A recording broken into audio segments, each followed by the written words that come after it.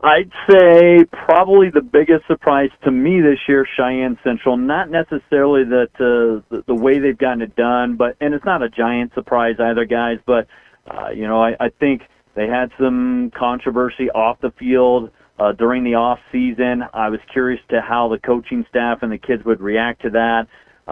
Get Keegan Bartlett back at quarterback full time this year. He's done a nice job.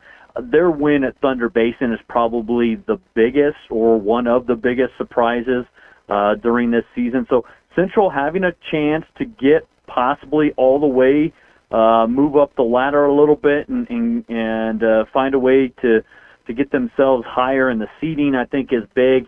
I'll be honest with you guys, just knowing what they lost and being around that team in preseason for a little bit, Sheridan has surprised me a little bit. I was like many. I had Cheyenne East pegged as the favorite, I thought, and I chose East to win at Sheridan earlier this year.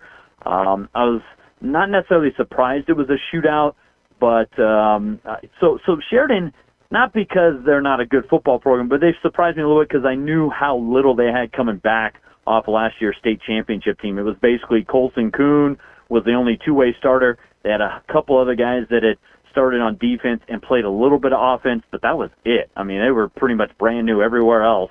And so it was very little for Jeff Mowry's squad, but that just goes to show you the type of program Sheridan has when those kids step in and they're doing the job. So Central would be my bigger surprise, Sheridan a little bit. After that, I'm not really surprised about anybody else.